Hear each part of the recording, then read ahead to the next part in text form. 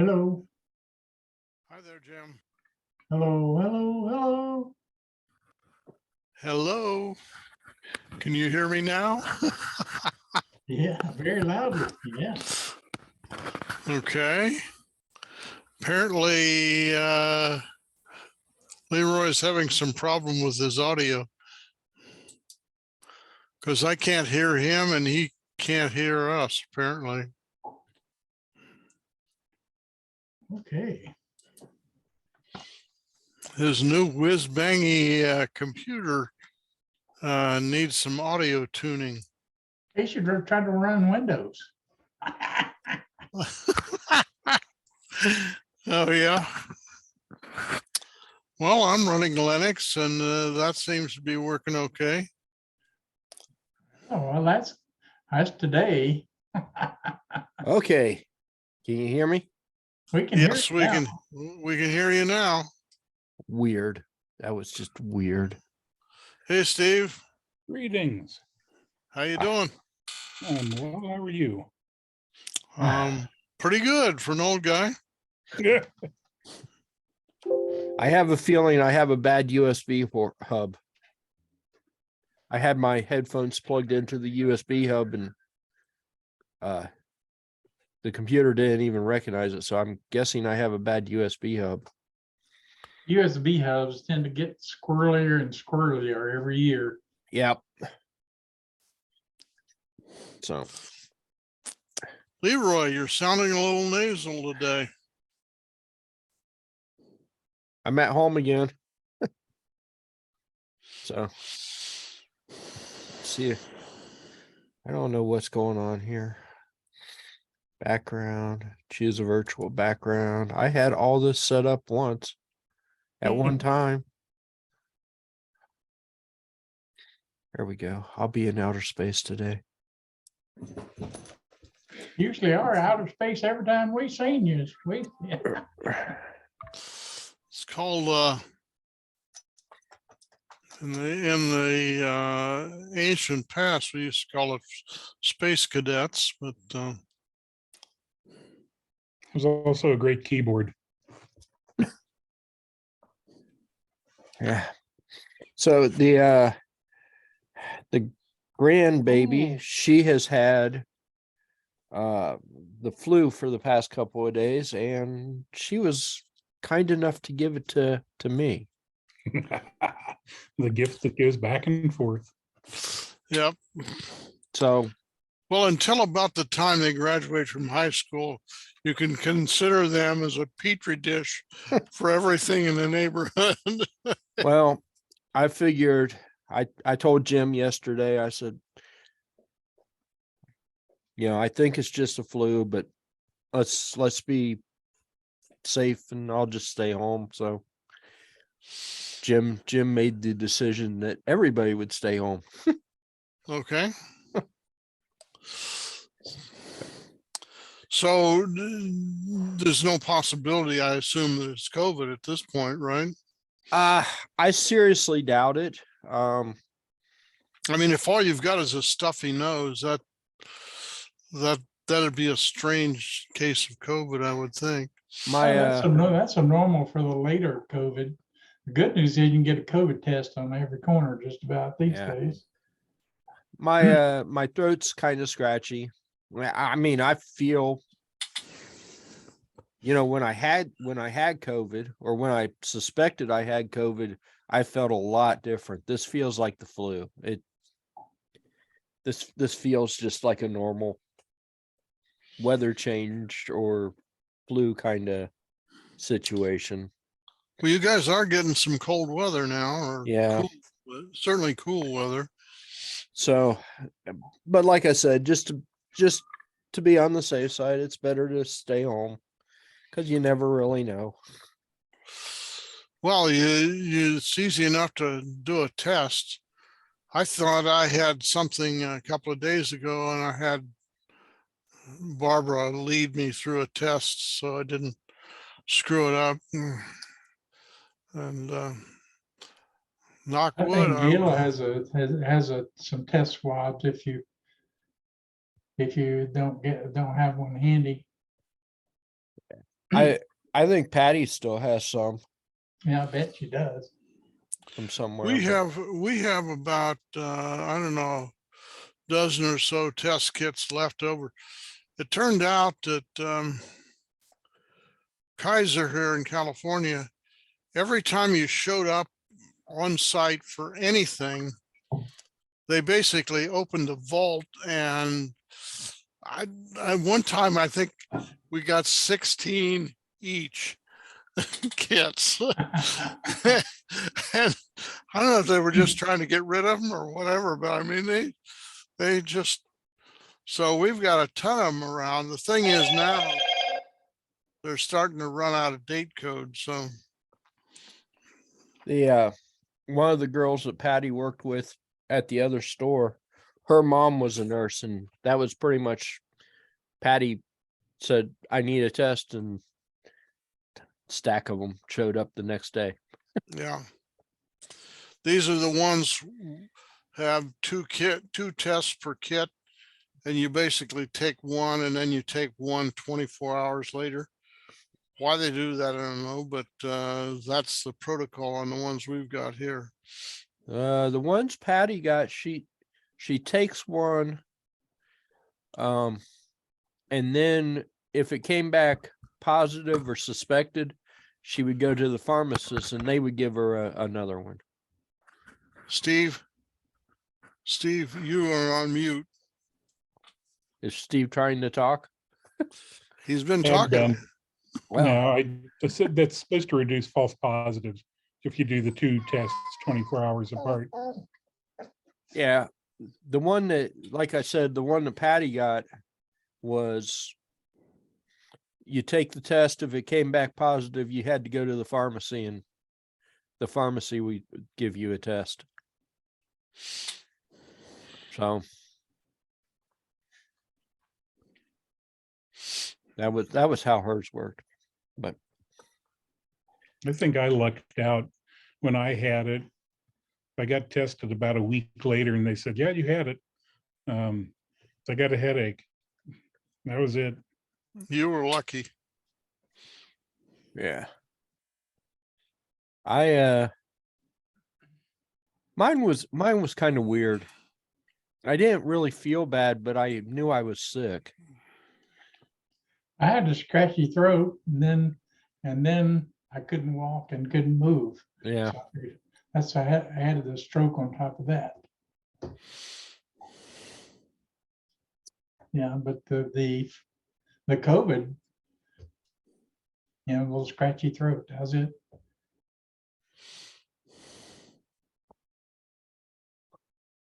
Yeah. Well, I think the response varies quite widely. And it also depends on which version you got, which, Yeah. Well, like I said, Thea was sick, had the flu or whatever. So I think I just got the flu from her, because that's how kids, she comes loving on me. Apple, papple, cough, cough, cough, cough, cough, papple, papple, papple, cough, cough, cough. Yep, go away, go away. You're sick. Go away. so she has to stay home, obviously, I assume, when this happens. I think her daddy kept her home. Actually, I had her. Her daddy had to work, so I had her on Monday most of the day. So I'm sure that was fun for us. We just pass it back and forth to each other. Here you go. Here you go. So, on a different subject, your new computer with the whiz bang one you got showed us last week. What is the CPU on that? That is a Ryzen 56 something. Hang on.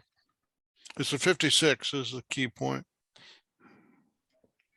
Wish we had screen sharing. Why don't I add screen sharing? I don't know.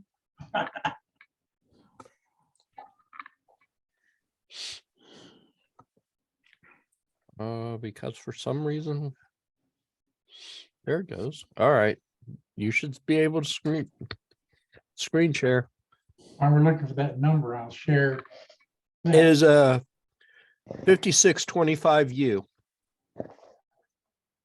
There should be one other number with that, like a Ryzen 7 or a Right, Ryzen 5. Ryzen 5 5625.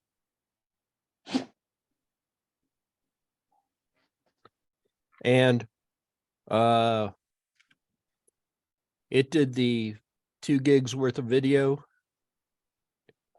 processing last week's meeting in about 12 minutes.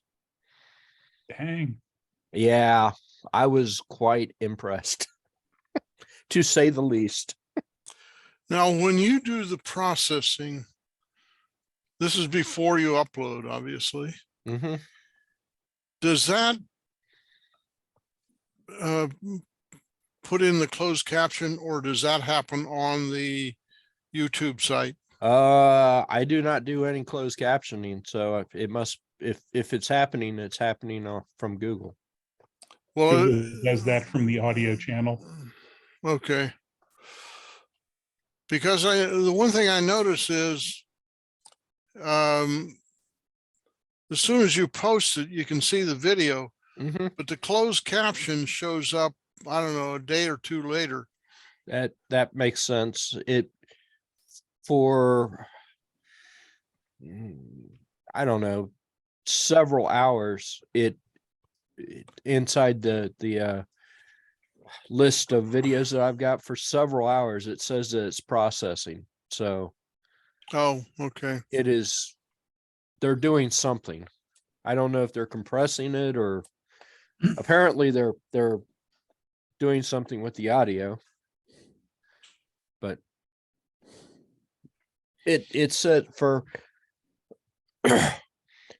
almost about 15-20 minutes after I upload it, you get the standard definition version, and then an hour or so later you'll get the high definition version, and then but even after the high definition version is done, it still says that it's processing, so I don't know what it's doing. You shut off again, Steve. Yeah, it probably generates 10 different versions of that same video. I wouldn't doubt it. And if it's doing closed captioning, it's probably trying to convert from English to whatever, so other languages can watch it. Some of the translations from the sound channel to the text is pretty funny. It obviously has a vocabulary, Yeah. and it tries to first stuff whatever you said into that vocabulary, and then it actually improves over time, is what I notice. Yeah. Well, I'm sure it's some AI algorithm, and it's learning as it goes along. The more videos it processes, the more it learns. I wonder if it's specific to a particular channel. In other words, it gets to recognize people that are on that channel and so forth and so on. I don't know. I'm not real sure. But I know I was floored. I had walked away from the computer to let it convert the video, and I came back about 10 to 12 minutes later, and it was done, and I was like, oh wow, it's done. How long does it normally take? Half hour, 45 minutes on that laptop. The laptop's not a powerful beast to it doesn't process video real powerfully, but it's pretty fast. The other machine, the one that this one replaced, was so slow. It took a good hour and 20 minutes to do it. But this one's just speedy. And I've only noticed it slow down once when I plugged an external hard drive into it. It decided that it needed to slow down. So not having a rotating hard drive makes all the difference in the world, apparently.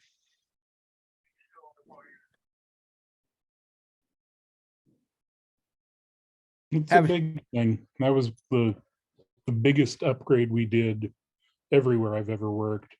Putting in SSDs, especially when they were down to like $20, Yeah. was just an amazing upgrade. Yeah. Yeah. I'm really impressed with just how fast this one boots. It boots. I mean, I'm on the desktop in less than a second.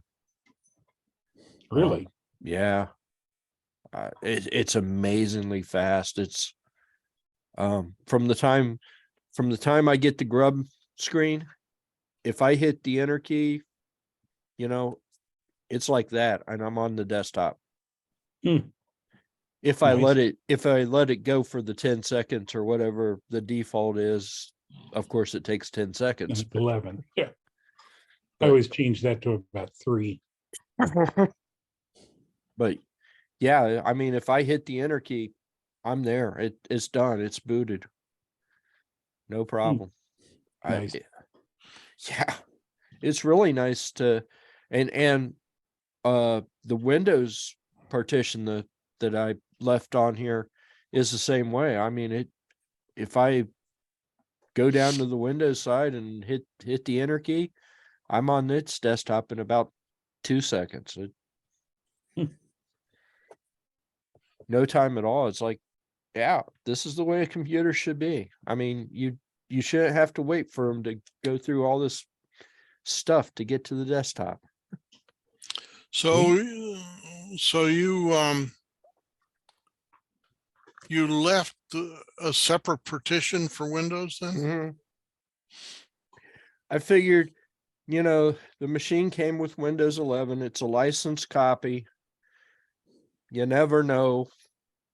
So I just shrunk the partition from the 512 down to like 60 gigs or something. I didn't give it a whole lot of space. I gave it Yeah. barely enough to be alive. Used to be you could only shrink it in half in Windows. Now, if you use Gpart or something like that, you could do differently. But it used to be that in Windows, you could shrink it to 50% of the original Windows partition, but then that was it. Yeah. So I shrunk.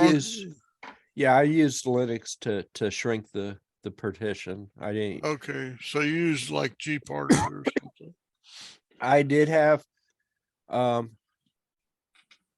course, their BitLocker was turned on and the encryption was turned on. That was probably the most time consuming of the whole thing, was unencrypting the drive and getting BootLocker to actually let me install. That probably took the longest amount of time. Couple of tutorials online how to do it, and I was like, oh, but those tutorials are written for Windows 11. Okay, there's enough information here. I should be able to figure this out. Or Windows 10. They were written for Windows 10, and of course I've got Windows 11. So It's really just Windows 10 second edition. well, where they were telling me to look for the BootLocker stuff wasn't in the same spot, but it was related. Yeah. So it was close enough to figure out,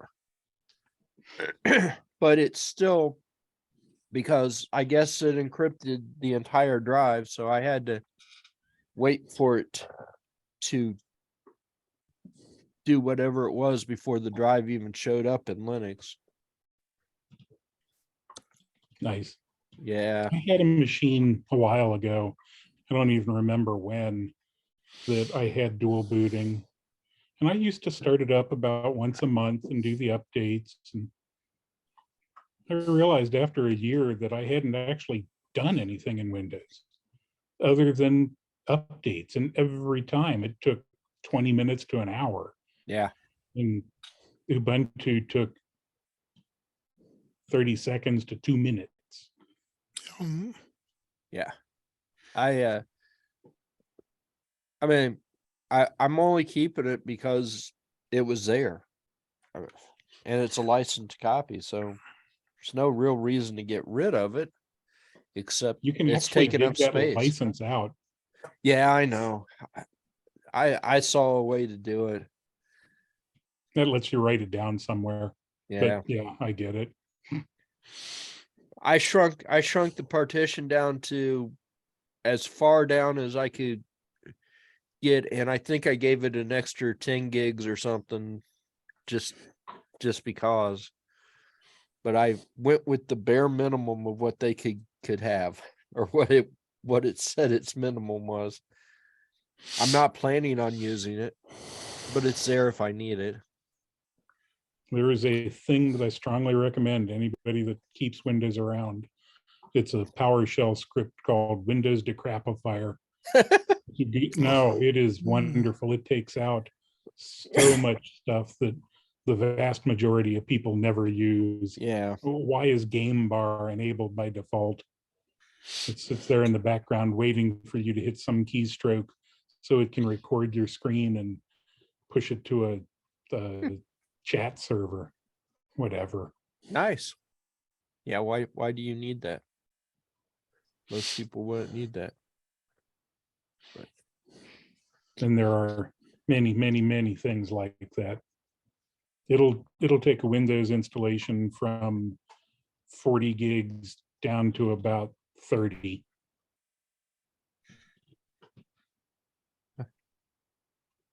yeah. You said Windows Decrapifier or just Decrapify? I'm not sure. I'll look it up.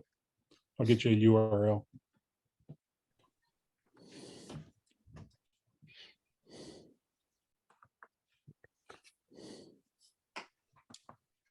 That's the only, this computer only has a 512 gig SSD, which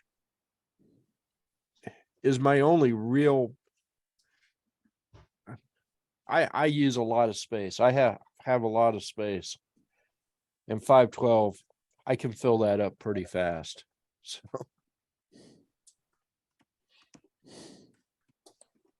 Well, what you can do is put another drive on it, put some spinning drive on it, and go that route.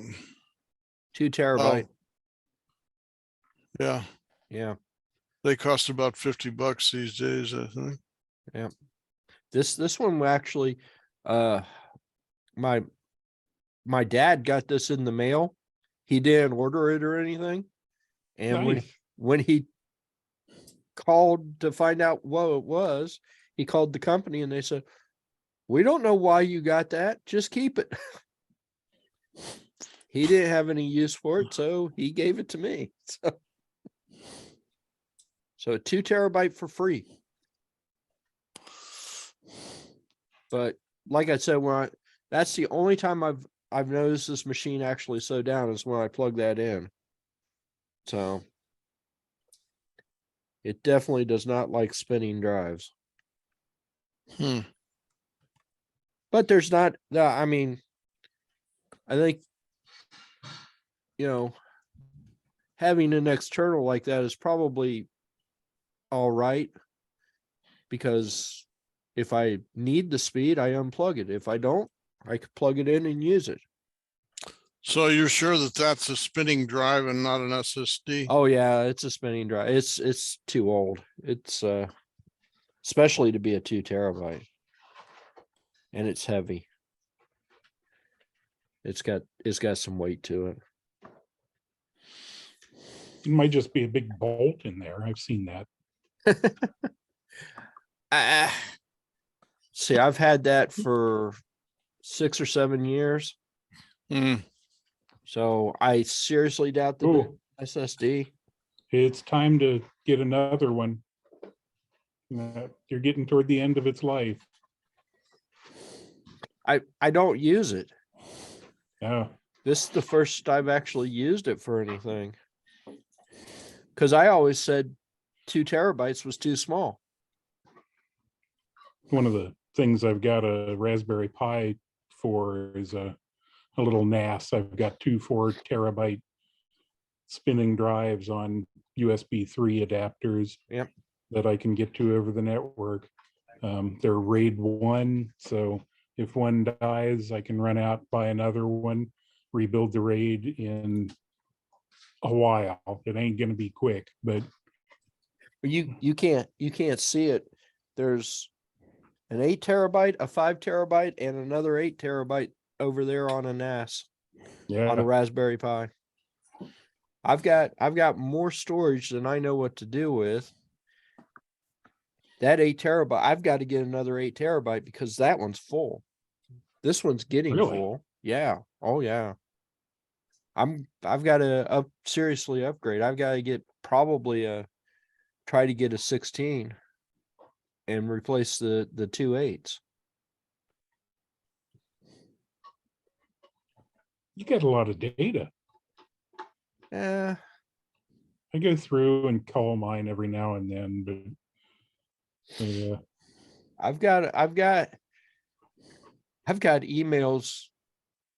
I've stored emails from, oh God, from probably the very first email I've ever got is on one of those hard drives somewhere. I've got emails going back to 98 or so. Yeah. I would say that mine's at least 98. I think that's when I set up my first AOL account. I've got CompuServe emails. Really? Yep. Good So- Lord. I'm trying to remember what my CompuServe ID was. Yeah, I couldn't tell you what my CompuServe ID was, but I've got the emails. I It was have a no idea. 5-digit number. Yeah, I have no idea why I kept that stuff, but actually, the CompuServe emails are on a 2 terabyte that I don't even use. It's just sitting there. It's not even plugged into the network or anything. I shoved mine back into the mail server so I can use them if I need to. I've got like 30 archive folders. I do one once a year or so and just move subfolders into it. Some of them are self-building with procmail scripts. I don't really know why I need to keep what I keep. I just keep it. It's part of my OCD. Yeah. Some of them are Well, self-deprecating with procmail scripts. I only, or well, with cron jobs, I keep 90 days worth of messages from servers on what their health is, what work's been done on them, that sort of stuff. I keep, I don't know, like side work stuff. I keep about 5 years. Stuff from family I keep forever. Right. Yeah. I keep too much stuff. I keep stuff I shouldn't be keeping, but stuff I've got some old programs from, well, they're probably from DOS days. And I know I've tried to run a couple of them on modern machines, and then modern machines are way too fast, even the slowest machine. And the Yeah, program just goes bloop, and done. Why do I keep this? I still have probably 40 zip disks Mhm. from when I worked at PC Upgrades. And every time, because people would bring in floppy disks with programs on them, and I copied everything that came across my desk. Yep. So we used Disk Imager, and I kept notes on keys for applications and stuff, and disk images, disk 1, disk 2, disk 3 of 9 or more. I still have the full 6-disc set for Windows 3.1 Yeah. networking, and the 3-disc set for DOS 5 dot something, and all of the 6s. Jesus, if I go back through archives, which I try to maintain, I have way too much software. If you need AutoCAD 1, I have it. I just finally, and this is after the shop has been closed for about 20 years now, maybe. I Mhm. just finally moved all the files from all the backup images of all those old laptops to an external drive that's not on the NAS anymore. So I recovered, oh God, I recovered 4 or 5 terabytes worth of stuff just by moving that stuff, Nice. because I mean, I never used it, right? I mean, it was on laptops and stuff that are 20 years old now. Yeah. Probably long since gone to the landfill.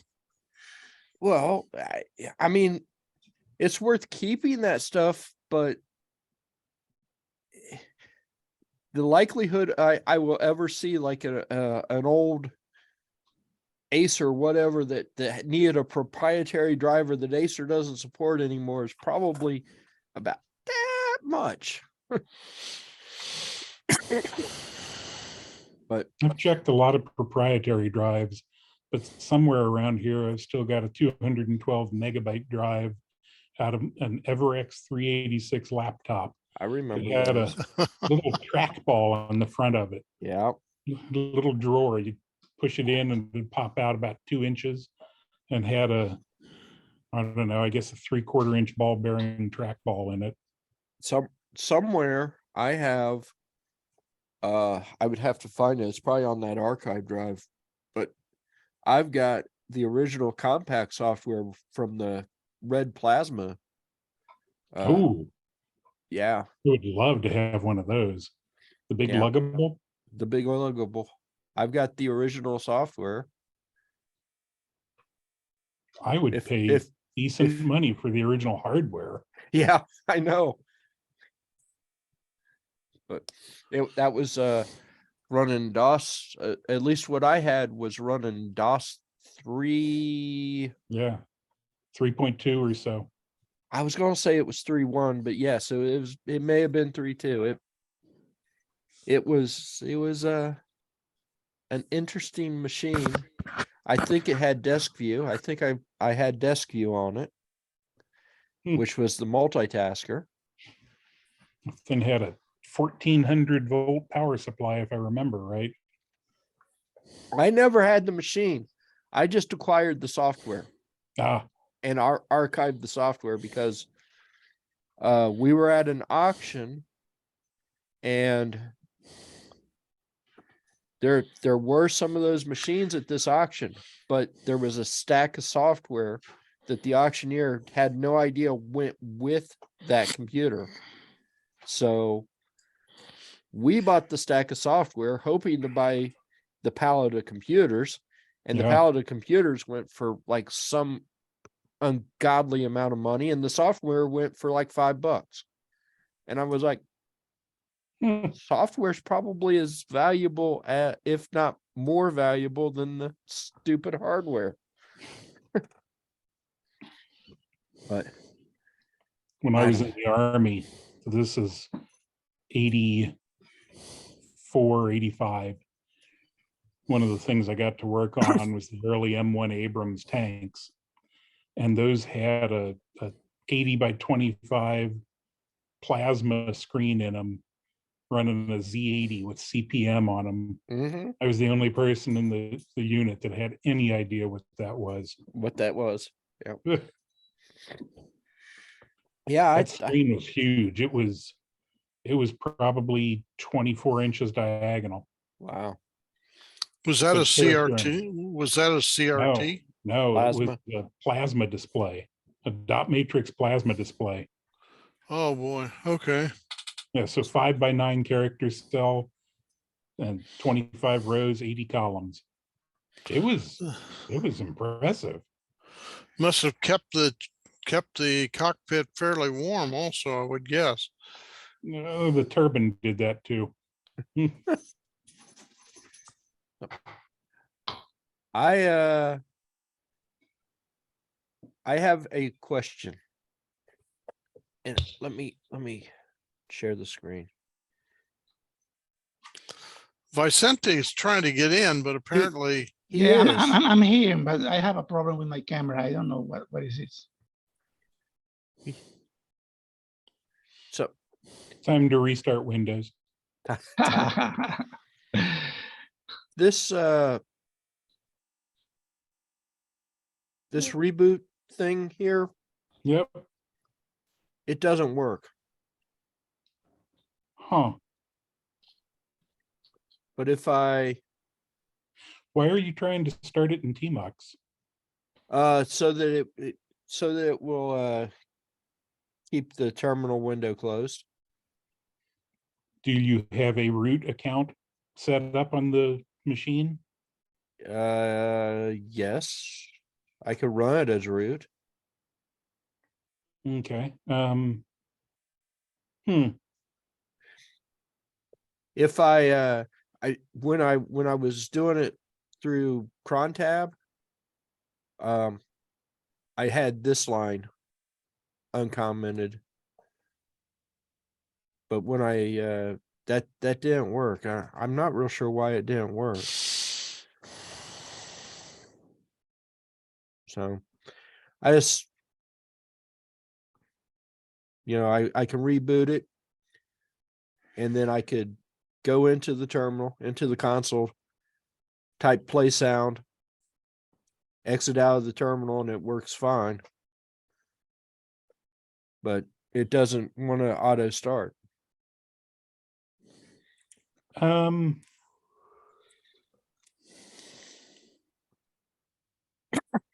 I mean, that's like one of the weirdest little. I don't know. Is crontab getting depreciated or something?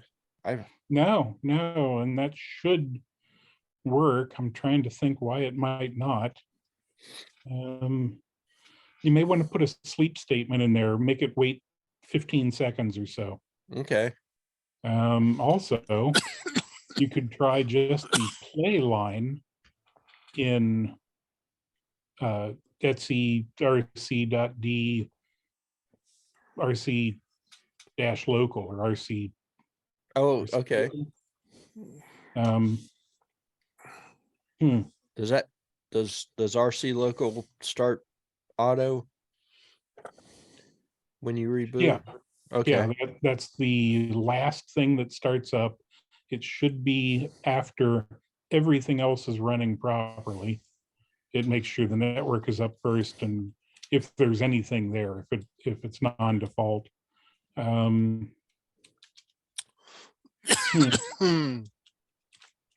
It's weird.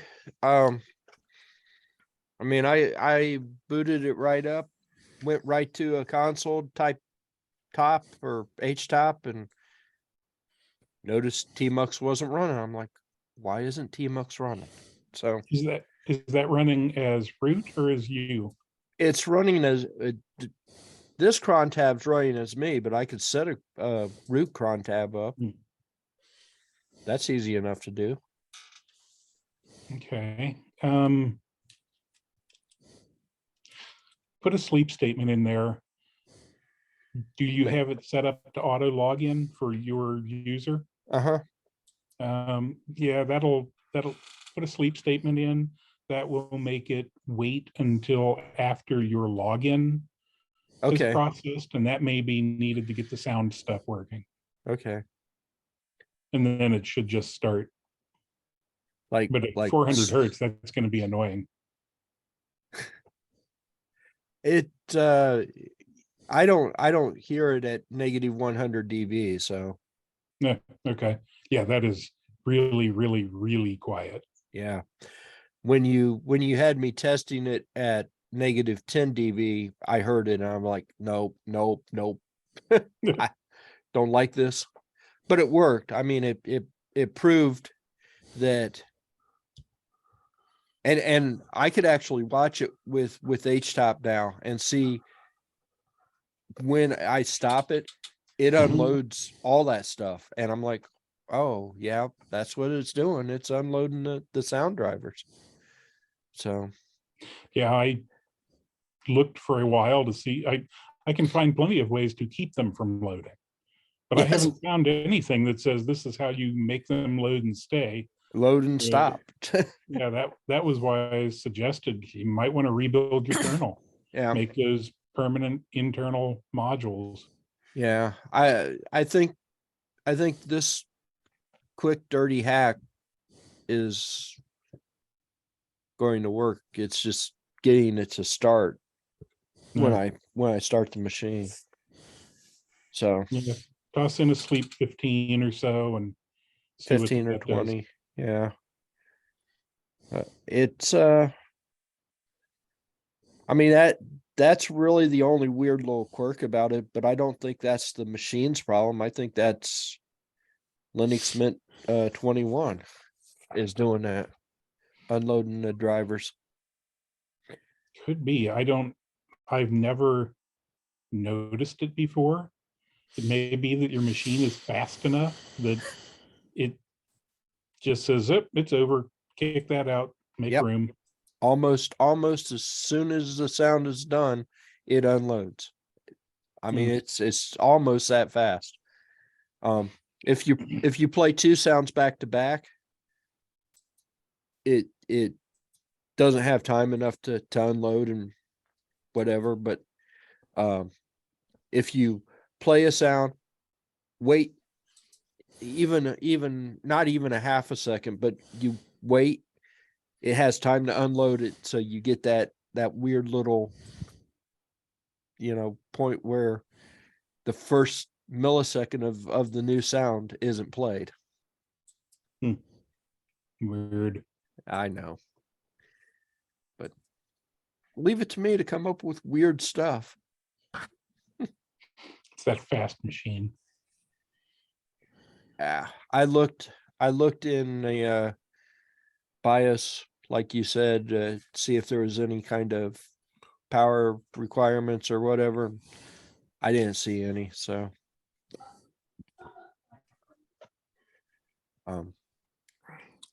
and I have built custom kernels before. I don't really want to do that. I don't think. I mean, I guess I could, but of course, my experience with building custom kernels was back when Linux was still not as friendly as it is getting. So Yeah. It's surprisingly easy to do. There are plenty of this is how you do it. There are some that are specific for Mint. Make menu config is pretty straightforward. Just walk through and understand that the mouse doesn't care. the mouse doesn't care. Well, the just having it playing in the background over and over again is enough to keep it from unloading. So Mhm. That's all I care about right now. Who knows?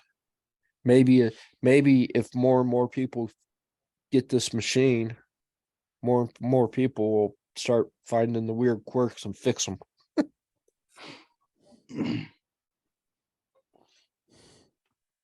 You may want to try putting in a newer kernel or an older one. What I don't kernel know. are you running, Leroy? Whatever the latest kernel. Probably 5.14. Yeah. It's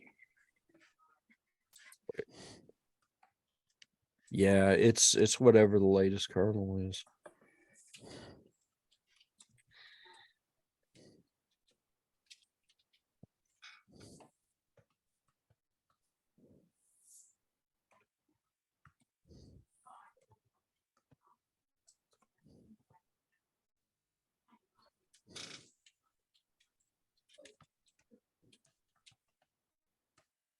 So I just checked mine. I'm on 5.15.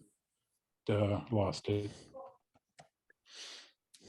5.15.0-50. Yeah.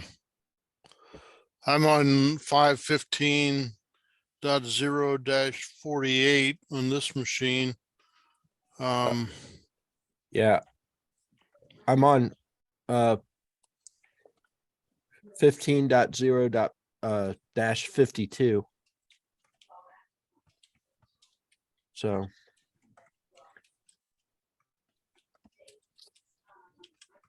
you guys are running a little bit older kernels. Oh, turns out I'm running 52 also. I just haven't done a reboot since I did the upgrade to 52. Right. Yeah,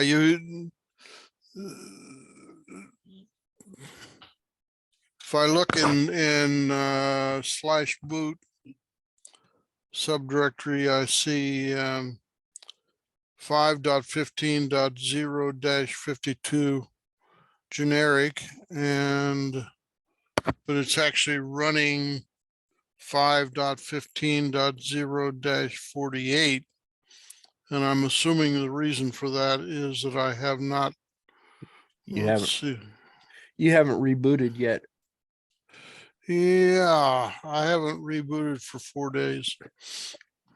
So yeah, I've got see, I got the kernel update. When was that? It may have been 4 days ago when I got that new kernel. But I was having the same problem with -48 and -50, so I would have to go back even further than that. yeah. I'm installing -52 right now. So yeah, I mean, not real sure when I got that one. It must have been 3 or 4 days ago when I updated. There's a whole list of them that I don't think I had any of these other ones installed. They're just listed. Ah, he's like, install that kernel. Give me kernel candy. He's She just had a drink. definitely getting bigger. She full grown at this point?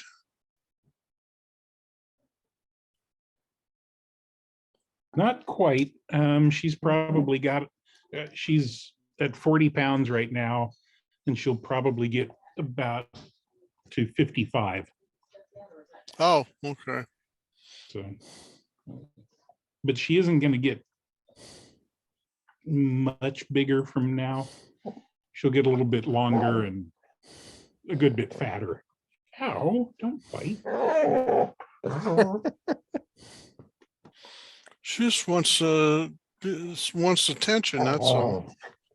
Yep.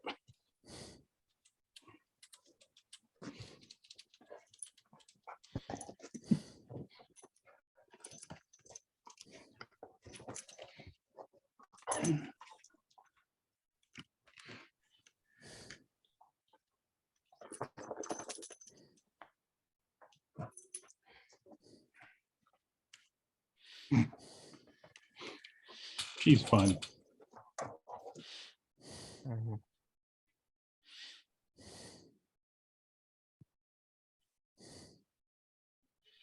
So are you working from home today, Steve?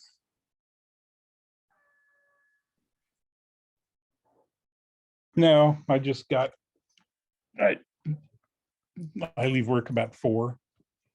Oh, I okay. stayed in actually a little late today at work. I don't work from home. It messes with me. I am not good at working from home. There's too many distractions when you work from home Like this. like that. Yeah, I was gonna say. Is she hungry by any chance? And this, Seems to be. Yeah, this is unusual. She doesn't normally bite. And she's not biting hard. She's She's playing. just playing. Yeah. But I have a leather set of welding gloves, and those are her favorite toy. I put those on and she knows she's allowed to bite as hard as she wants, and we wrestle, and she just goes ballistic. It's fun.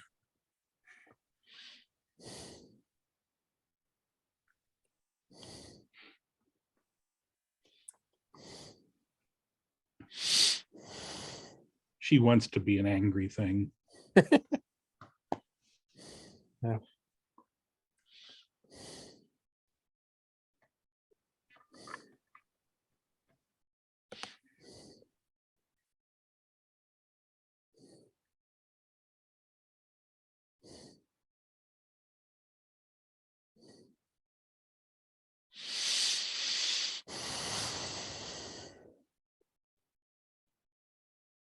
Yeah.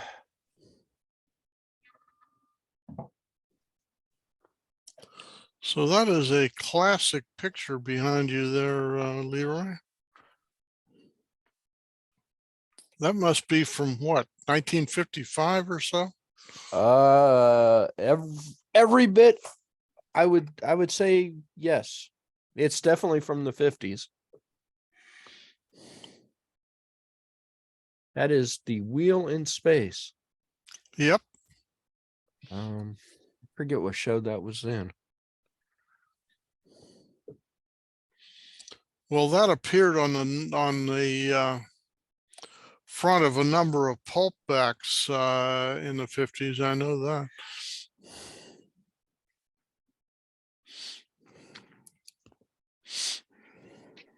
No, Google says that's Doctor Who. That's not Doctor Who. Oh, yeah, somebody's confused. Google's confused. Is that Men in Space? Maybe. I Sure, it's not Space Cadets. don't know. There were two movies that reused that scene almost exactly. One of them was in color, and one of them was the black and white. And they were called something different. They had different plots, but that's what they were. They reused that scene. I guess because budgets were screwy back then. So you say these were 2 movies. Yeah. Yeah, I'm pretty sure they were.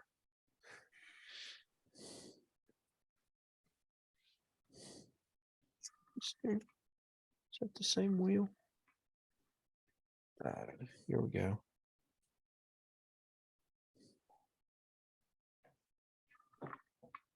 think that's the same wheel. Oh, that is the Addams Family.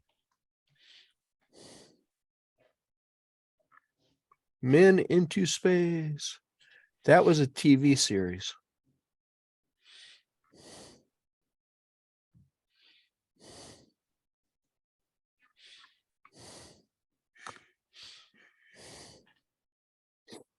I like those old classic TV shows and movies.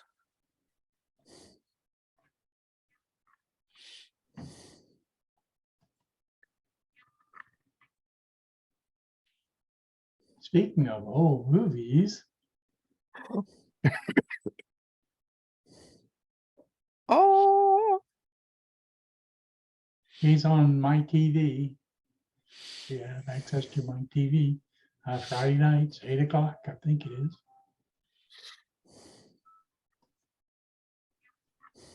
And the professor was on a couple of weeks ago on one of his original scary movies.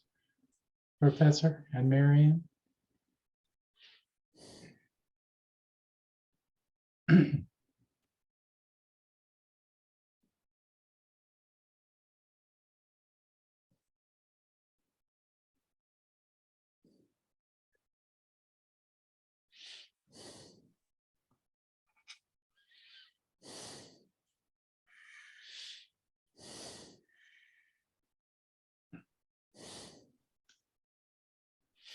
That show should be entertaining to the grandbaby. the Crypt Keeper or whatever he's called, whoever he's called. Spenguli. Spenguli. Yeah. And it's not just the old movies. They talk about who's there and where they are now and all that stuff. Most of them are probably not around anymore, I would guess. Yeah, last week before last was the uncle that was all on the Dukes of Hazzard. Was, oh yeah. I always loved the car. Yeah.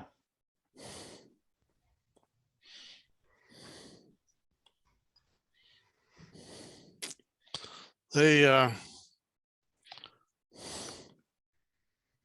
What about Daisy? I'm just saying. oh yeah. She was Well, okay. she's got to be about 90 now, isn't she?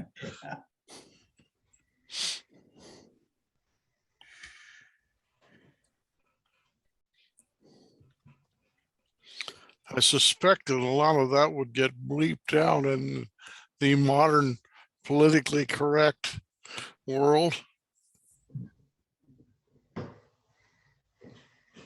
In my geezer years, I'm doing chair yoga now. Now they have chair yoga programs on PBS every day, every morning. Okay. So what is chair yoga? Here you use a chair instead of regular yoga. Most of the stuff is sitting, but it ensures range of motion is what main thing you're after. It's yoga. You can do regular yoga and convert it to chair yoga. That's what I do when they have regular yoga. 5:30 a.m. our time, they have happy yoga. And it's different scenes. Today was in the desert in Arizona, something like that. And they have Hawaii and all that. And, you know, Is it really there or is it a green screen? well, they're doing it there. Yeah. Okay. It's filmed there. These are, they have 100, couple of hundred or so. You do happy yoga on YouTube and you'll run into 150 of them. And you happy yoga chair yoga when you don't want to do the aerobic stuff, chair yoga. Well, Mike, the other Mike, not that Mike, but the other Mike taught chair yoga. Oh, that's right. Yeah. It's right for me. It's just right for me.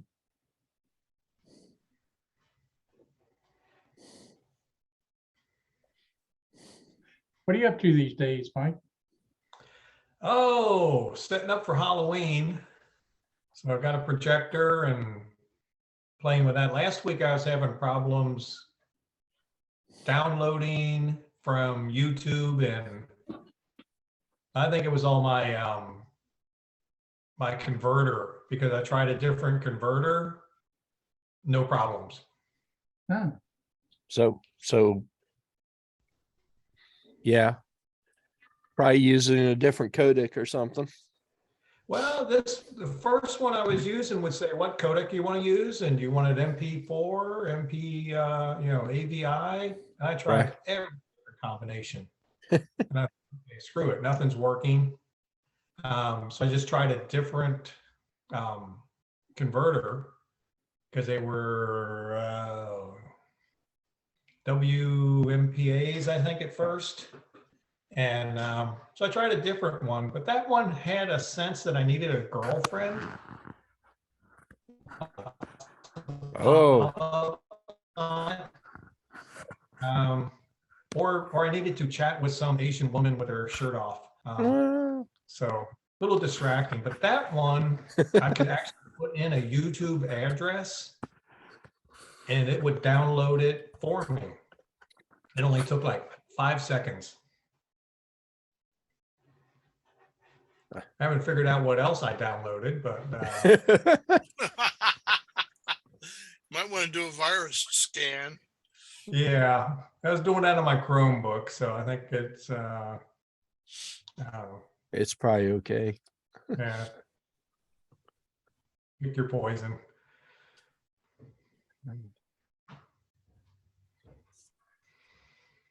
But now I was having the need for 2 projectors. Uh-oh. I was just going to do a solo pumpkin one also, besides a bigger screen. And I've seen where these guys are taking their cell phones and a magnifying glass and mounting them in a box, and you just turn your screen brightness up. And it seems to work okay. So what do you project on the side of a house or what? Well, the projector, I'm going to use it on a frosted shower curtain that I can hang from my garage door. If I bring my garage door up about 3/4 way, I can hang this and then put the projector in the garage, and it'll kind of back project. Ah, Otherwise, I have a pumpkin that I was going to just project onto the face of that. Yeah, they had a kit. In fact, in the newsletter, there's a kit that it projects from within the pumpkin onto the, I assume they're using orange crepe paper or something like that as a screen. But the projector was actually inside the pumpkin. Now I have to check that out. Now, one real crafty guy was pulling the screen off his phone, actually separating it and peeling the layers off of the back side until he also got the backlighting illuminator off. So all he had was the LCD screen. And then he was illuminating through that with a brighter LED bulb. But who knows how many phones he destroyed until he got a working model.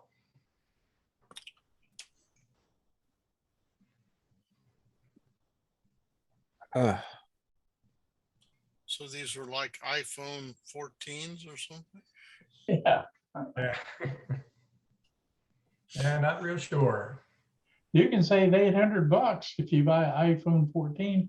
$800. I don't pay that much for a phone. Thank you very much.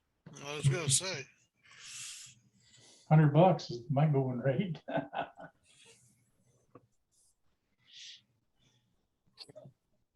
you can only save $800 if it costs more than $800 to begin with.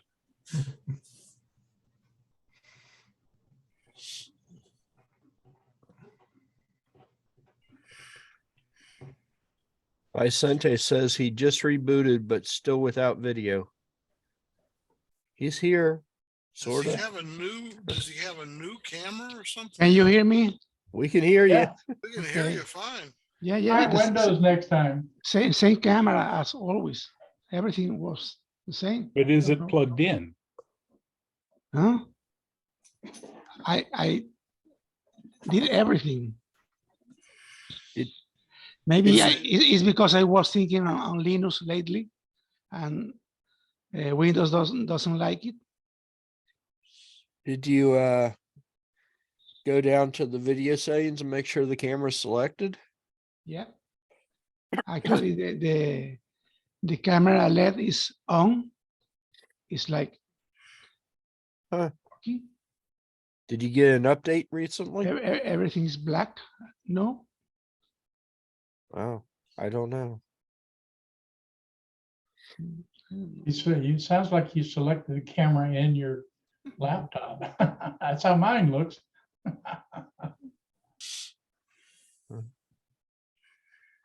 I don't know. That's kind of So is weird. this a USB camera? yes, USB camera.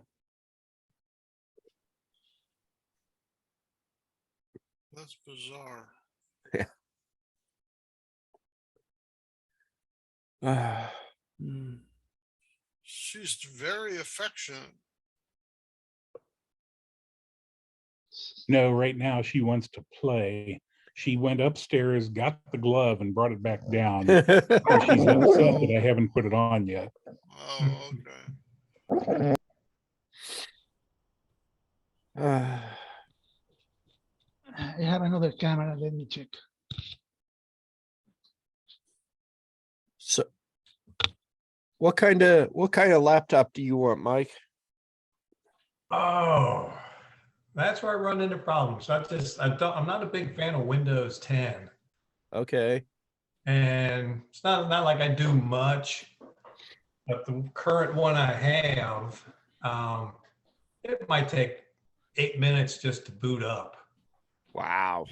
And then when I click on anything, I just see that the processor is just maxed out trying just to open Google. So it's just painfully slow. Painfully slow. Now I have an old Lenovo that's actually faster, but it's like, shoot, 12 years old. So I can't get any updates on that. So things just don't work right on either one.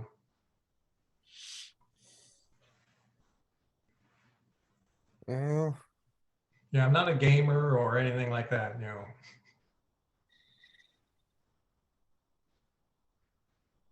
I don't really see anything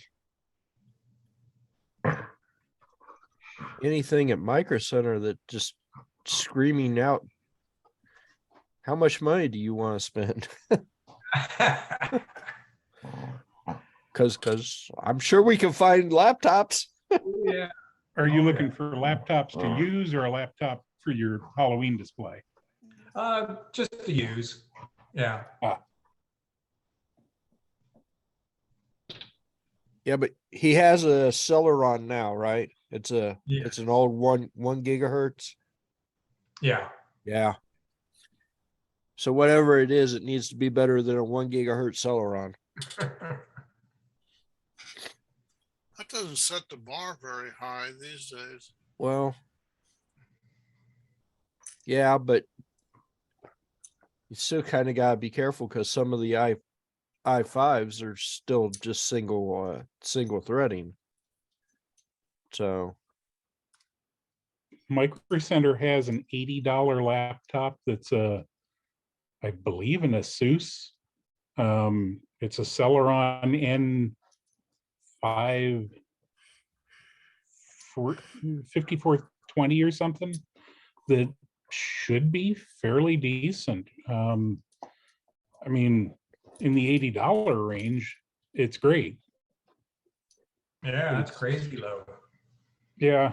And that's considerably less than what it normally is. Sorry about the shaky screen. do you have Someone is still playing. a link to that? Because I don't I'm not to see it. I'm on their website right now. I Give me don't a see second, I'll it. be right back.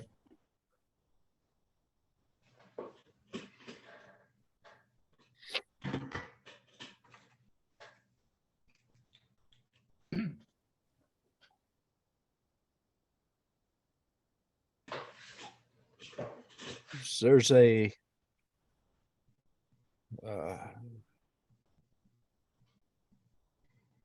AMD Athlon Gold, 2.4 gigahertz, 8 gigs of RAM, 512 gig solid state drive. It's an HP for 300. It's a refurb.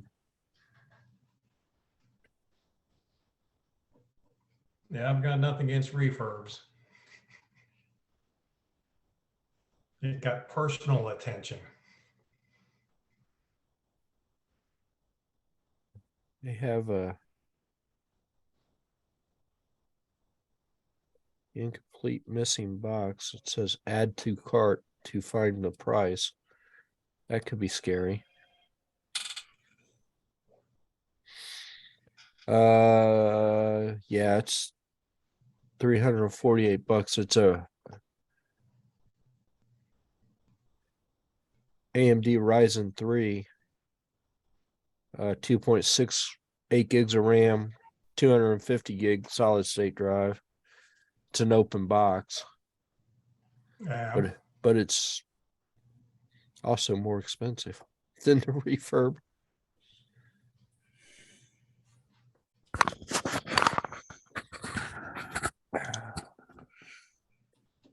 And they have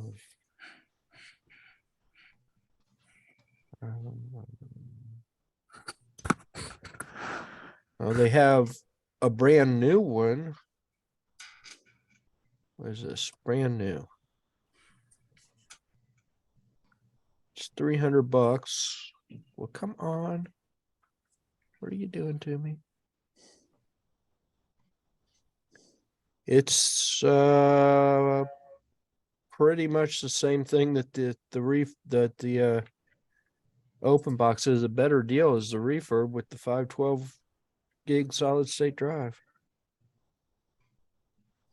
I don't know anything about the Athlon's gold though.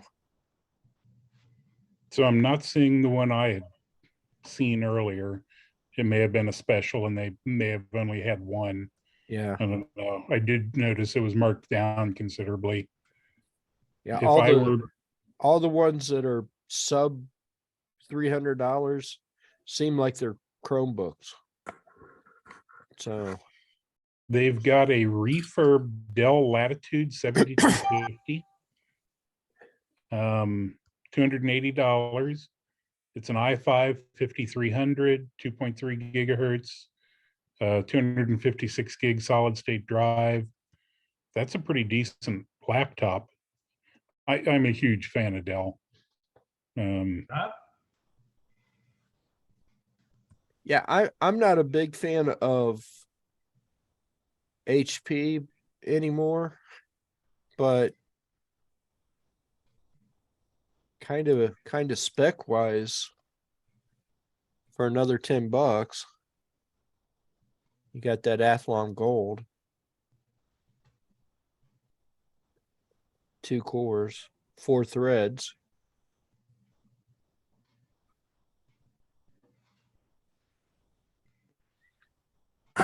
I don't know. Well, the i5 5300 is going to be 4 cores and 8 threads. Is it? Pretty sure, yeah. i5 5300.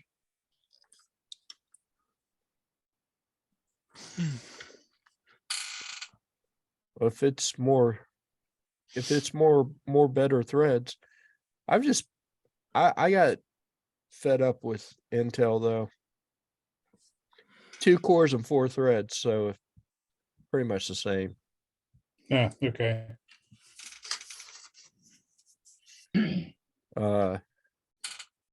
So it looks like right around $300.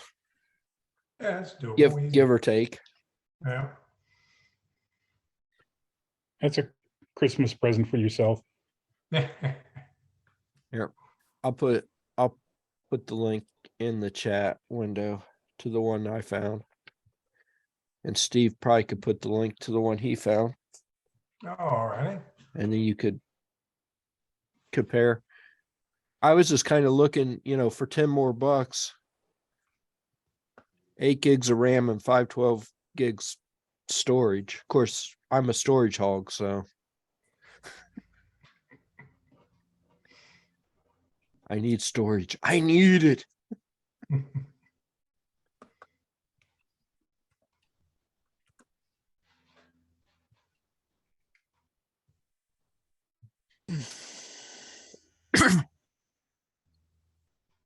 I'm not seeing the HP.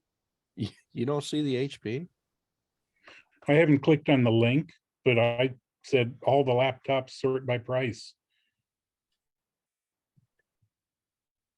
What did I end up doing? Oh, is to that find the that? i3, the 11th gen i3? Which one? The one I found? Yeah. No, it's an AMD Athlon.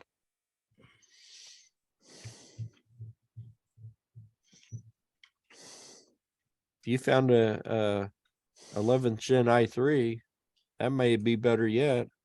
I don't know. $299. I I got don't a know. lot of stuff at $299. I'm not a big fan of HP anymore, and I'm not a big fan of Intel anymore. So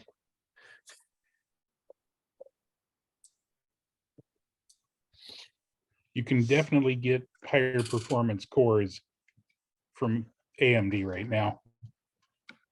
I don't know anything about the new Athlons, the Athlon Golds. The Ryzens are the ones I keep hearing stuff about.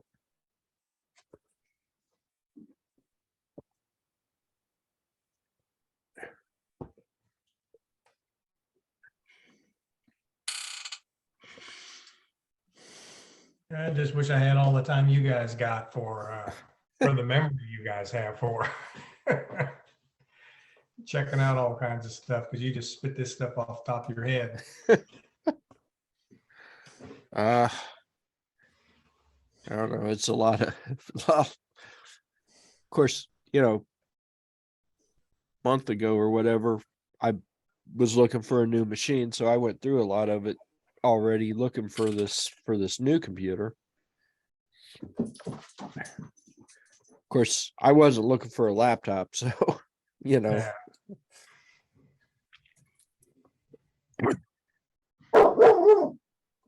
Woof, woof, woof. So did I miss an update on the 3D printer? I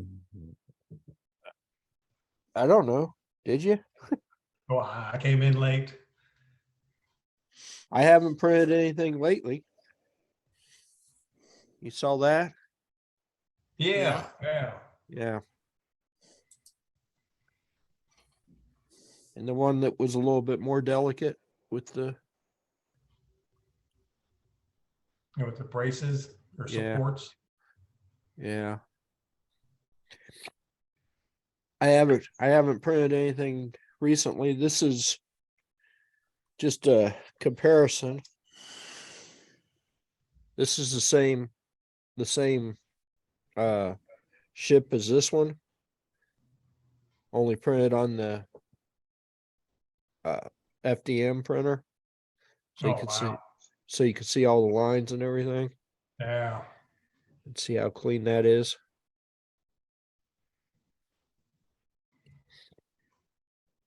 So I did have to shrink it a little bit to get it onto the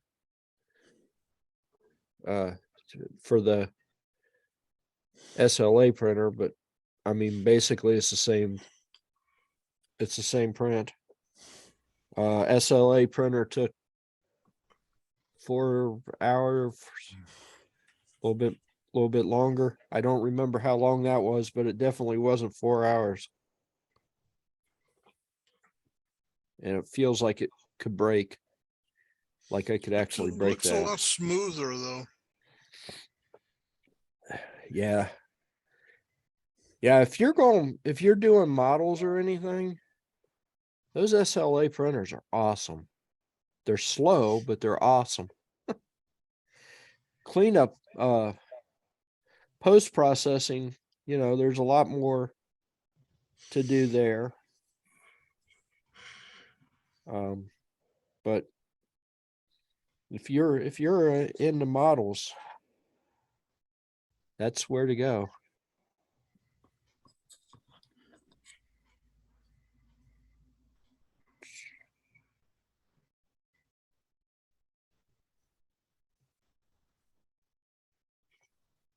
The whole fleet.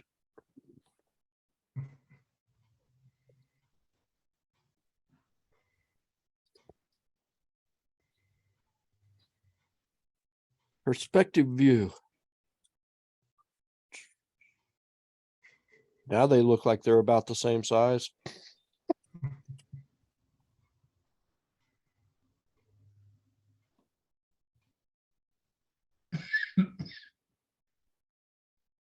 I think I printed both of those in about the same amount of time that I printed just the one.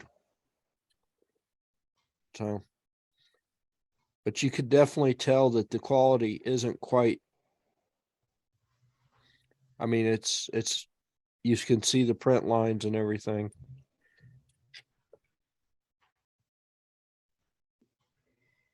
So you can print at the library now for cost of materials, can't you? Yes.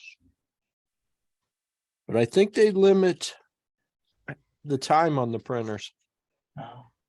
Oh, And when I talked to them about maybe doing a small one of these, they said that their SLA printer was broken. So it didn't sound like they really knew why it was broken or how to fix it. So maybe Well, they'll let me. do they maintain that equipment themselves, or do they get a service contract? I don't know. Maybe they'll let me go in there and see if I can fix it. If I can fix that, can I make some prints?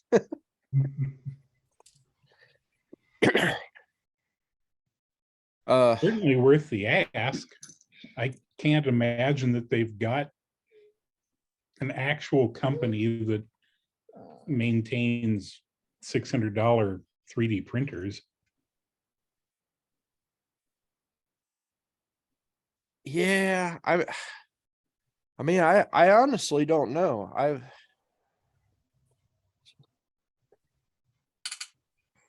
Suppose they might have a company that takes care of the laser printer or the laser cutter, and maybe the big printer, the vinyl printer.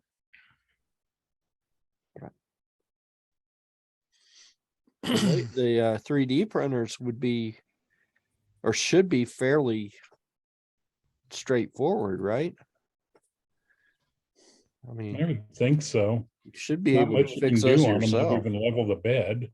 Yeah, and they're self-leveling, so Is that true for SLA printers, or do they just not care?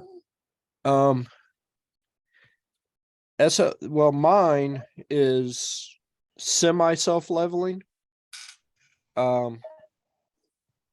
It's actually a very, very simple leveling process. You undo the 4 bolts holding the platform and you lower it down and it pushes the platform up. You tighten the 4 bolts and you're done. So unless you're moving the printer around a lot, you shouldn't need to level your bed. And in fact, I leveled the bed once and I was done with it. That's neat, but that doesn't actually level the bed. If the whole printer is sitting at an angle, then your liquid's going to be At an angle. at an angle. That's how they said to level the bed. I mean, that makes the, Yeah, don't know that, what the bottom thing is called, a platen, I guess. Makes The- those things parallel. Huh. the So is, the film that's inside the resin container. They say that is the one thing that could change, because after a while you're going to have to replace that film membrane in the tank. And so you could get thicker membrane or you could get a thinner membrane. And so if that happens, you need to re-level the bed. But other than that, as long as you don't move the printer around, cool. I'm guessing they assume that you're setting it on a fairly level area in the first place. Yeah. How I'm- vibration sensitive are they?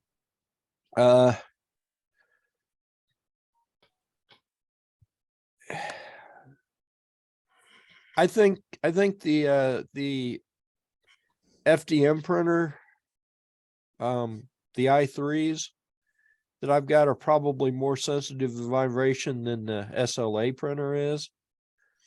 But I haven't really had a big problem with it. And I've had grandkids running through the place with where the printers are sitting on the table. So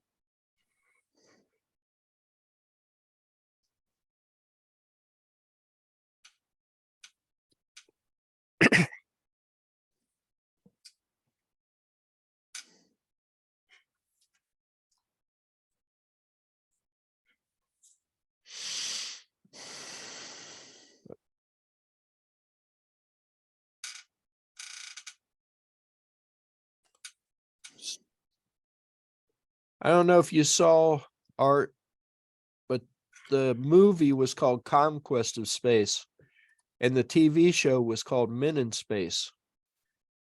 And I guess the TV show reused some of the Conquest of Space stuff. When did those run? Men in Space was 59. And when does 55 was Conquest of Space. Okay. One was color and one was black and white. And in my mind, I had them backwards. Conquest of Space apparently was the color one. And Men in Space was the black and white. But they reused footage. So probably to save money.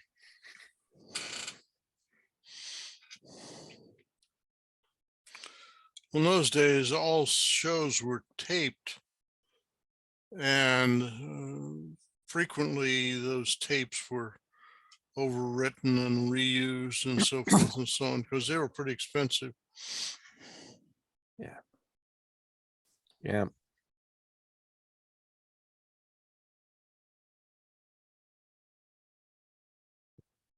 If you like watching those old kind of shows, those vintage sci-fi shows, Tubi TV has a lot of them for free.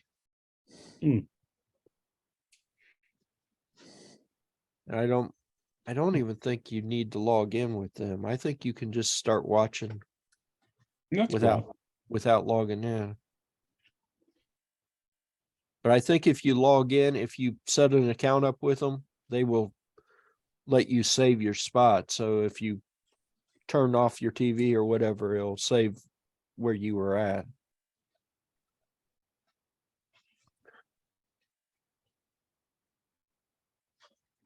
Well, unless they can identify you, there's no way they could store that. So they've got to do that with what, a cookie or some kind of a Yeah. mechanism. Well, I I'm not real sure how they do it with the TV. I watch Tubi on the TV, but you know, I log in, so I guess they just tell the server, you know, he was at this point or whatever when he stopped.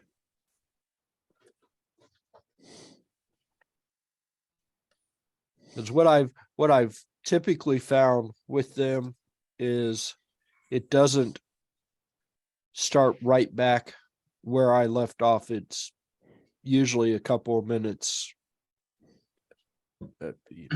from where I left off.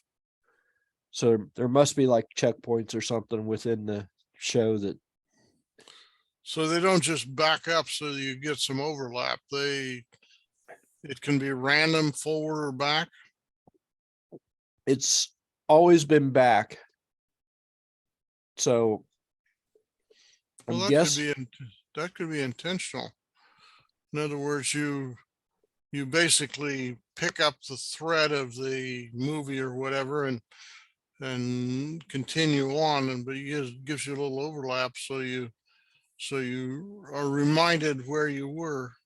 I always kind of thought that it was because if it updates the server or whatever, however they're saving that information every once in a while, so that, you know, if you click the power off button, it just goes back to its last save point.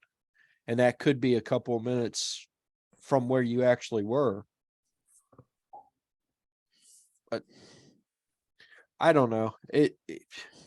It's free. They've got a lot of classic sci-fi and a lot of classic horror. They call it classic. It's classic TV. Some of us call it vintage.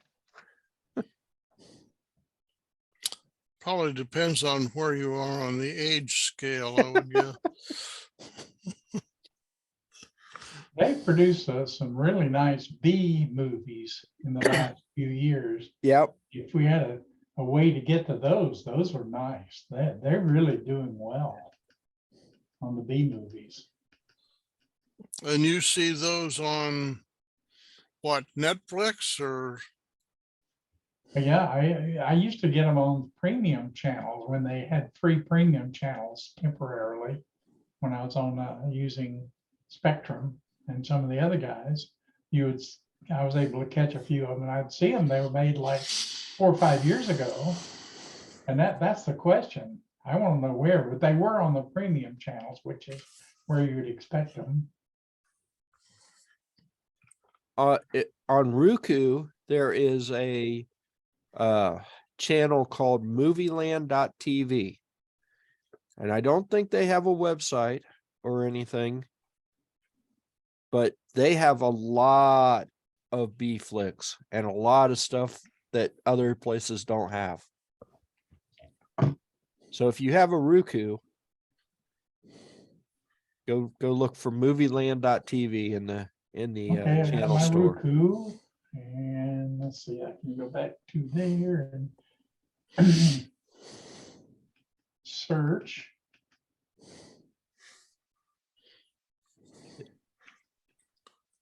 It looks like that. But I don't think they have a website or anything. It's just Let's see, musical movie land. Let's see what they got over here. Adventure movie land. Allison movie land. Wow.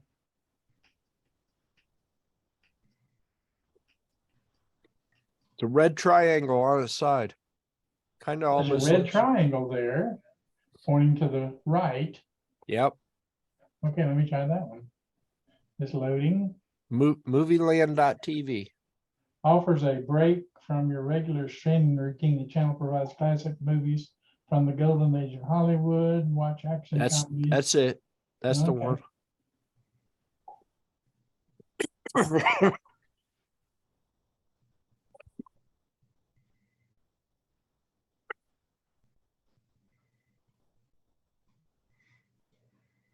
Yes, Sling or some of the Spectrum or some of those guys should offer those B movies somehow. I can see that coming into fruition because they're making some good movies that we don't see. Movie Land seems like it's mostly classic stuff, Yeah, but that's it's good that's what we stuff. got It's everywhere. it's good stuff. And it's stuff that I don't see on any of the other services. It's really weird stuff. That's the same thing with local TV is another one that they've got stuff you haven't seen. It's weird. Movieland has been added to home. Okay. Yeah. Go to channel. Okay, it's been installed. The movieland.tv website is something Italian, Yeah, it's not related. not related. Yeah, it almost makes you wonder if somebody was trying to buy it and somebody else owned it, or who knows? Who knows what they were doing? Or if Movie Land TV on Roku is ran off of somebody's home server, because some of the stuff they've got kind of makes you wonder.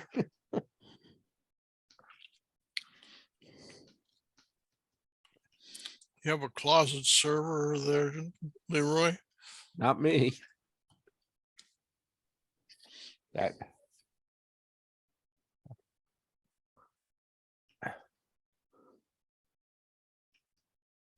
So how do they get around copyright? I would say that most of the stuff that I have seen on Movie Land is outside of copyright. It's probably in the public domain now. Well, I don't know what the copyright rules are on TV shows. I know that books, I think, is author plus 50 years. Yeah. Author's life plus 50 years. But there's not a single author on a TV show. So, you've got somebody It's- owns the copyright. It's company life plus 50 years or something like that, I think. No, they've still got to do work to renew the copyright. There are a few things that Disney has failed to Yeah. renew that are now public domain. And like Winnie the Pooh, which wasn't Disney, but was a pretty good sized company, that's now public domain. Yep. But only some of the older stuff. Well, Winnie the Pooh was originally a book. English book. So Right. then I don't know what it was when it became a cartoon. 2/3 of Disney was originally Grimm's fairy tales and had a very different ending. Right. Most people don't know that. Yeah. The Disney's Little Princess is just obliterated Grimm.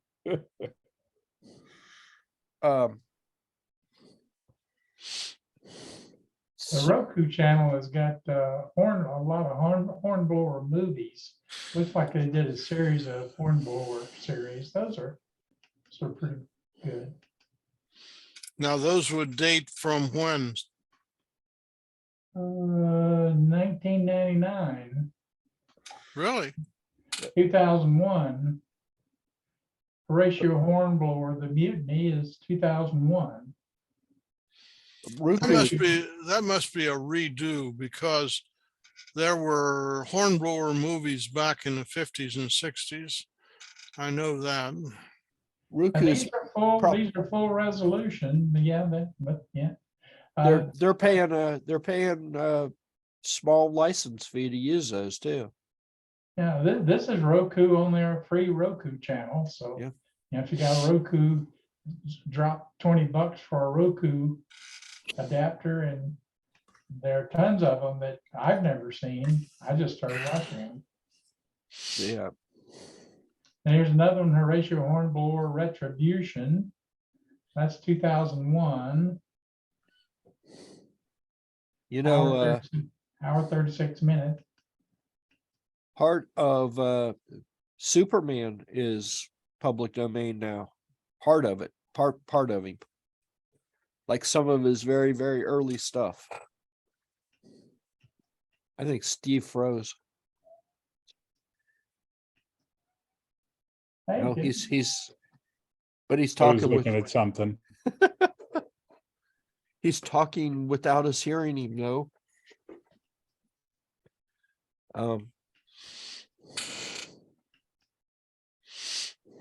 So they have to renew like the trademark, like you can't use the name Superman because that's still trademarked, but you could use some of the ideas from the early Superman comics because that stuff's in public domain now. So you could reinvent Superman to be somebody other than he is, and as long as you don't call him Superman.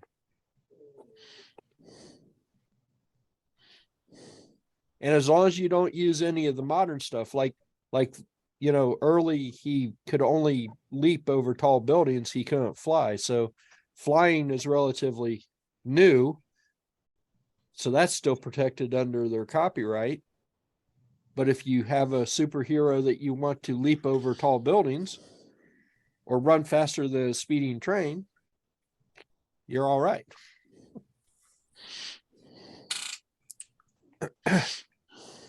And if you want to call him Man Super, you'd be all right. Oh, this Hornblower was through A&E. That makes Oh. more sense. Okay. Doesn't A&E own the Hornblower? So they picked them up off of A&E. Okay. The video is pretty good. The ships are pretty good.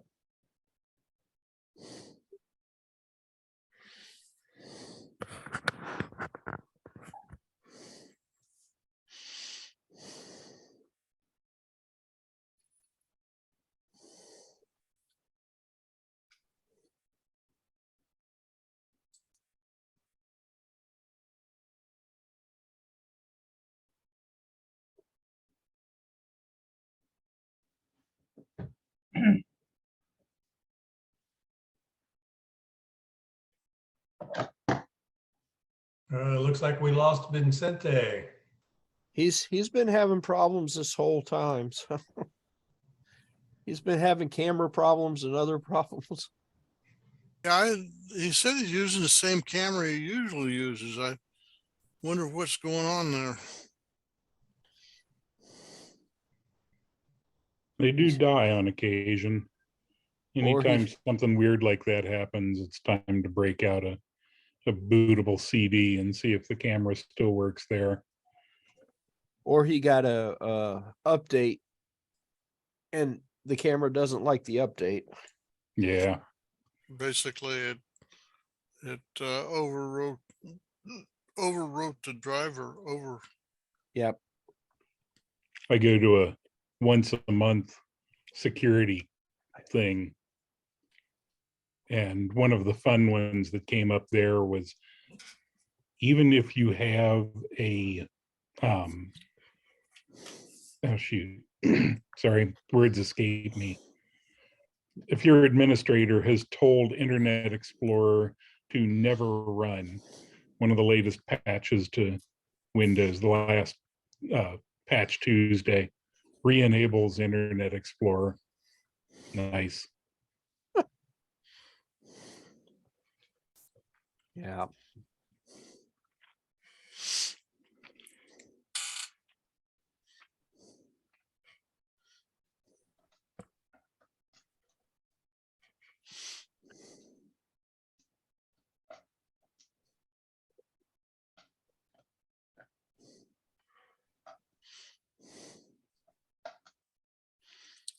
So for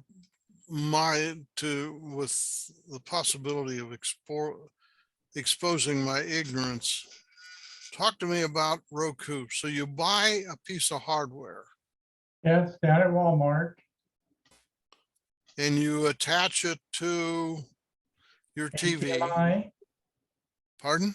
HDMI, The HDMI. On your TV. yep. And it connects And to your Wi-Fi. and you configure that so it can talk to Wi-Fi, your Wi-Fi. yep, And then that's the last money that changes hands, or? that's correct. That is correct, sir. Well, yes and no. Oh, it's the only, Okay, I've got 4 Roku TVs and 1 remote, okay? And I've had them for like 5, 6 years and I paid nothing. Well, you don't pay any more for the Roku service if you're just using Roku, but if you want to use Hulu or Netflix, you're paying for those. Sure. and that uses Like the I same use hardware? Sling, That I uses use- the same hardware, yeah. I It use makes your Sling. TV a smart TV. I You can use even hook it Sling, up to a computer monitor. Yeah, Okay. Roku is basically all the free stuff that you can get. And you can get the Roku channel, which is a lot of free stuff. It's old movies. And like we were just talking about the A&E movies, the old stuff. If you want the new stuff, like if you want to look at the cable stuff, Sling, $35 a month. Okay. And it's available through Roku. So through the Rokus, that give you options on recording shows? No, if you want recording, you pay $35 a month for Sling, and you get 50 hours of recording. On the other hand, if you're already doing recording with something like Plex, then Roku gives you a way to watch your Plex. So Uh, you have an external drive for that, or what?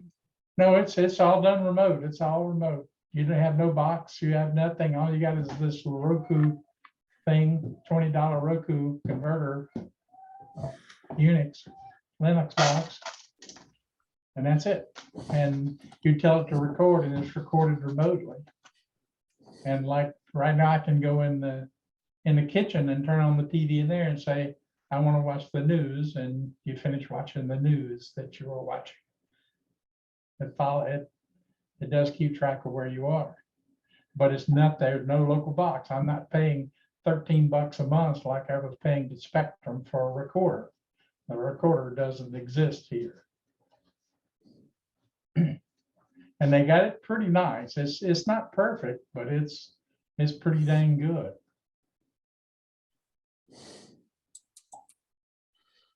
But there's no recording with the Roku free service, no.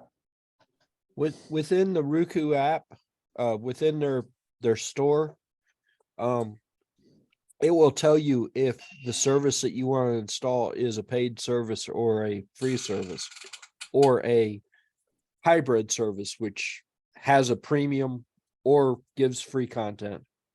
And when you connect it, they advertise services. And also, if you want to say, I want to look for free services, they let you do that. So it's pretty cool. And like Leroy just gave me one. I looked it up, found it, pushed a button, installed it, and boom, I'm watching it now. So Yeah. Lots of free stuff, but you know, with the free stuff, you're gonna look at old stuff. But if you want to, I mean, it's a little piece of hardware or it's a TV. Roku could be built into your TV. So you could buy, you could go to Walmart and buy a Vizio with Roku built into it, or a Samsung with Vizio built, or with Roku built into it. Yeah, I've got a Please Sharp don't with buy a Roku. Vizio. Well, they used to be okay. So the question is, what's the revenue model? It's it's the same as over the air TV, really. It's commercial based. Oh, so there's advertising. Yeah. So it depends on the service, and it depends on the movie or the TV show that you want to watch. Because I'm sure there's some average revenue sharing or something with some of the current TV shows. You'll get 3 or 4 ads, or some of them you'll only get 1 ad. Some of them you might get 1 ad for the entire movie. So you're watching an hour and a half long movie, and about halfway through you'll get an ad break of 4 or 5 commercials, and then you can watch the whole thing the rest of the way through. So it just depends on the service, and it just depends on what you decide to watch. And there's no real way to control that other than not watch them.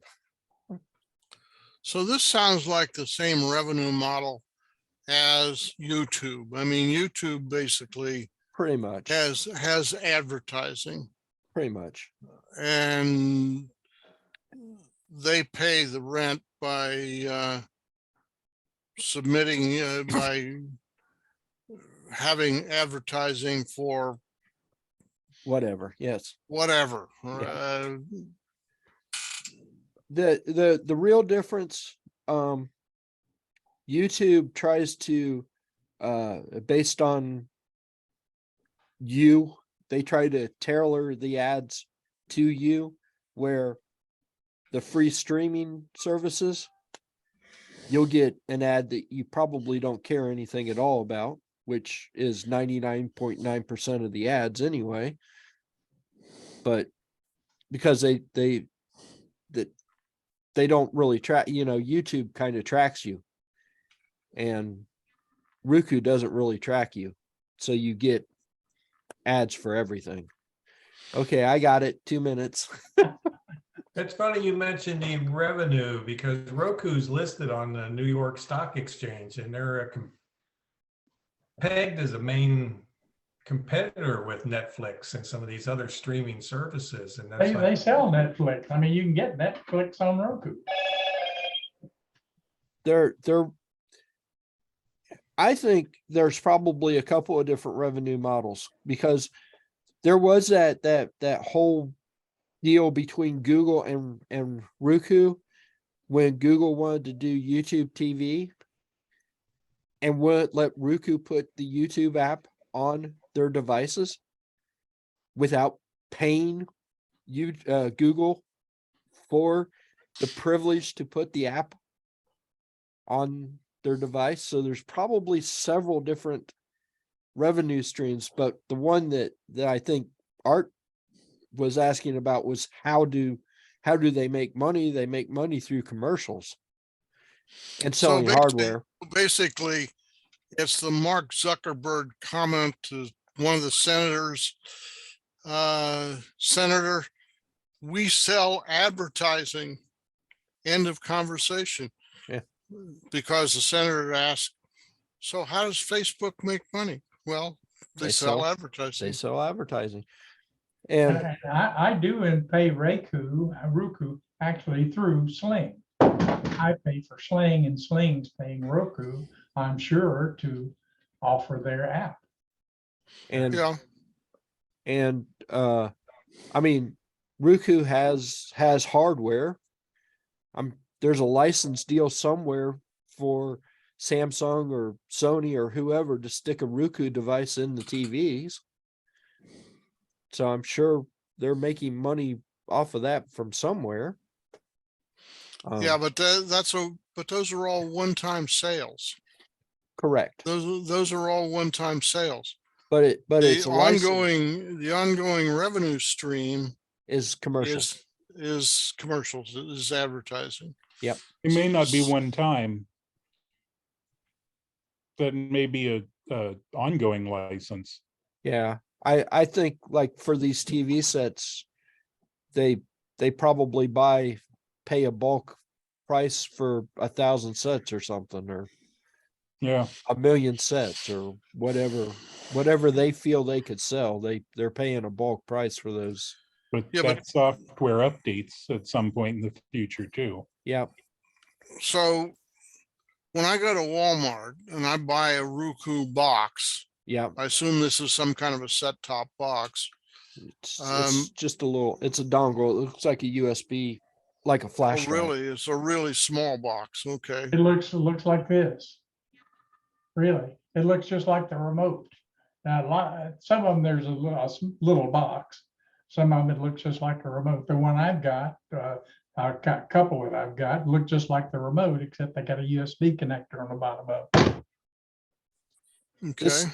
This is an Amazon Fire Stick, but it's Yeah. basically the same thing as the Roku stick. Okay. It's almost identical.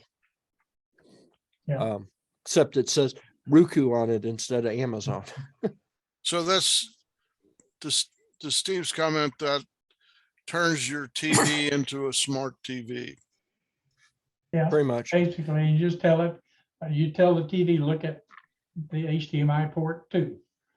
And it's over. It's the TV basically Okay. connected So to if- Wi-Fi. If you've got an older TV, you could get away with spending like $35. if you-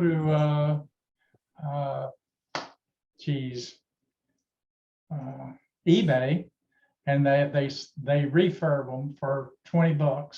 You can always get a refurb for $20 and they're fine. I just bought one for Gail's TV upstairs. Boom. Yeah. I got Sling, and so I got a Roku adapter. for upstairs. The Roku sticks are really inexpensive. So whoever actually makes that stick for Roku and sticking the Roku name on it is paying a license to Roku to do it. And they got their ducks in a row. There are not many buttons on the TV. You can't dial in a channel number, for example. There are not many buttons, but they're pretty efficient on how they do it. Yeah. That's my Mhm. Roku TV. And Hmm. you see these keys here? Each like this is the Walmart brand TV, but the one we got for the other TV has different. So this Hulu paid Roku to be a button on the Roku app or on the Roku remote. Okay. So like I said, there's a bunch of different revenue streams, but the one you care about is commercials. Okay. The one that you will see is commercials. Okay. And the one they hooked me on, I did that for years, and now but I had cable. Now I've dumped cable and I've got Sling, which is cable through the Roku. Before we go, because nobody said we're 4 minutes over. What? Next week is virtual, by the way. Next week is virtual too. Next week is going to be virtual. I put 2 links to public domain movies in the US. So Yeah, it's in the chat. Yeah. in the chat. So all right.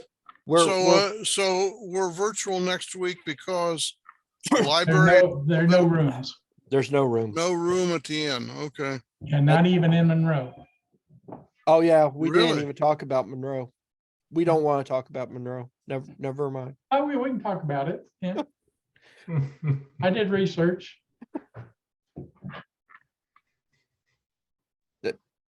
That's it. Okay. See you next every week. day Have a great week. with a brand new show. See you guys. Take care. Thank you, guys. Hey, I clicked in. Why